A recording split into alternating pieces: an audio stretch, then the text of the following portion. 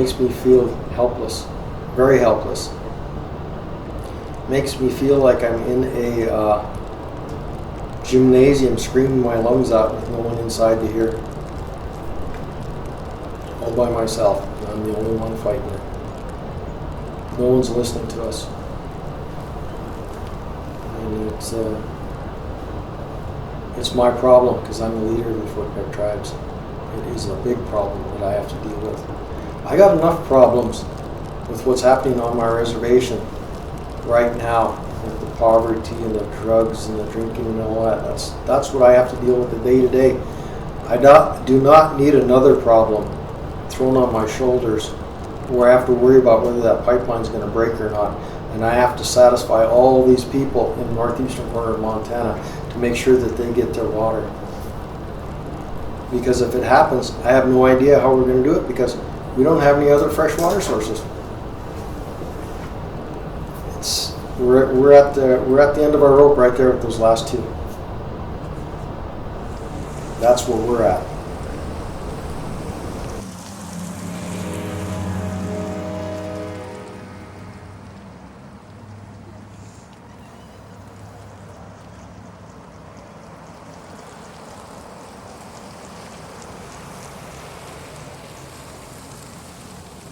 Reservation's right here.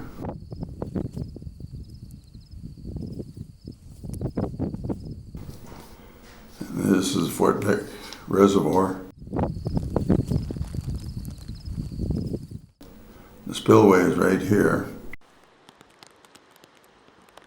And if it leaks there, there's about 15 miles of good fishing sportsman's going to lose. They say, well, it's not going to hurt nothing because it's going to sink to the bottom.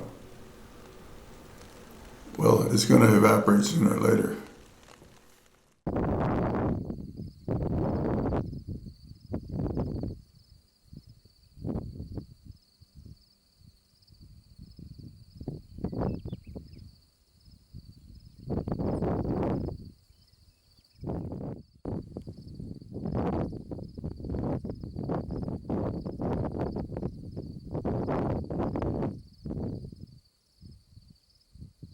I feel this is an environmental justice issue. I really do. So you're going to put a pipeline off reservation, right? Part of what we generate funds on is through our utility tax and leasing right-of-ways. Right, okay. You move that pipeline off reservation, you have a catastrophic event. It impacts us directly. First one's out of the box. It's going to hit us because that pipeline is a stone's throw running from the reservation border. And yet we're going to be denied the means to try to address any kind of effort at cleanup or protection of people and health and welfare. That to me is environment. You purposely move it off reservation. We get all the impact, none of the resources to help fight it, but all the impact. Was that greatest spot right below the spillway of the Fort Peck Dam? I don't think so. I don't think so at all. So this was a decision that's based in politics and I think nothing more. And it's easy to take advantage of people that don't have the means to fight it. I think it's an environmental justice issue. The Northern Border and Trans-Canada should be ashamed of themselves, but that's just me.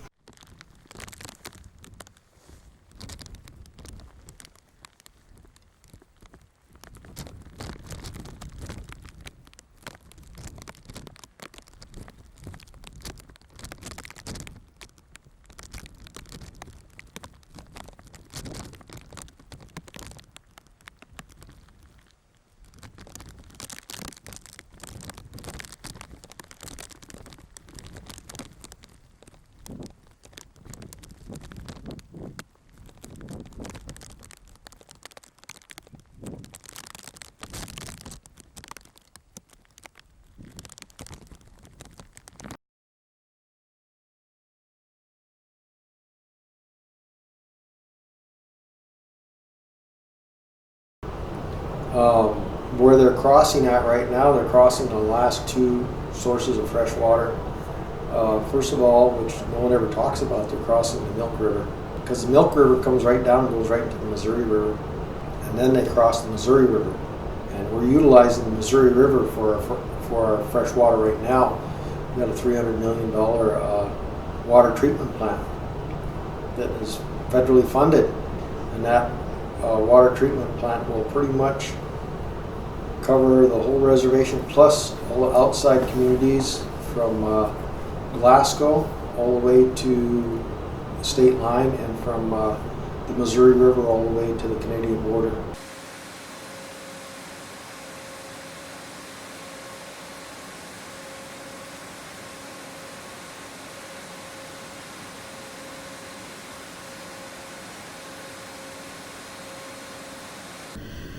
We have about 5 years left of construction to complete the distribution lines. And right now, 98% of our population is served. 92% of the Dry Prairie rural water system is served.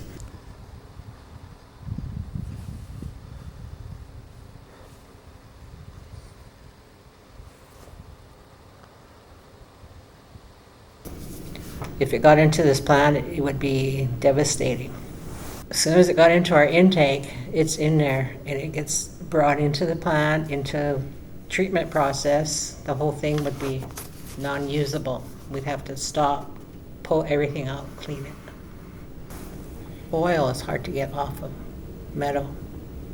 You'd have to use a lot of degreaser, I guess, to get it all off. But once it gets in, you know, it's other than replacing the whole everything. So we couldn't make water. We provide water to 4 counties, 22 communities, and all the rural people in between. This is their drinking water. It's my drinking water. If you drink water, it's your drinking water. You stay in town here, it's everybody's water.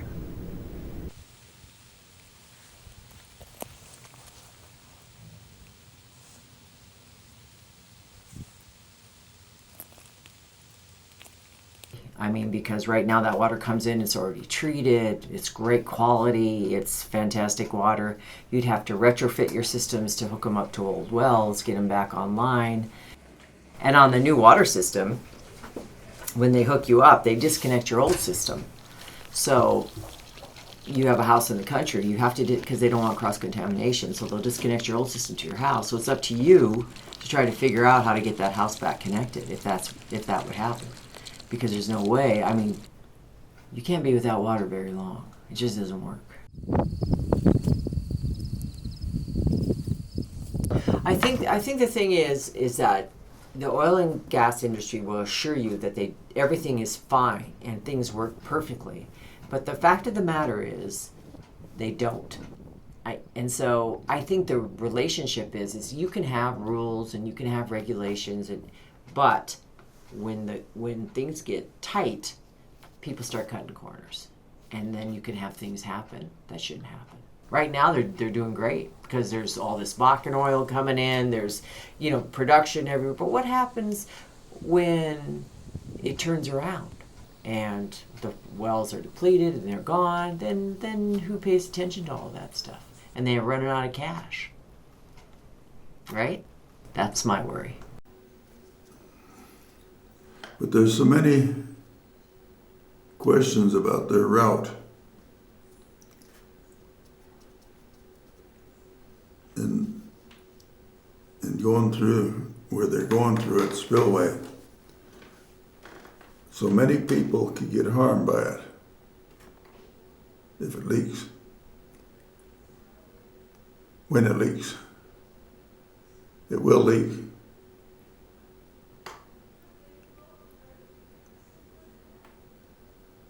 It just takes time.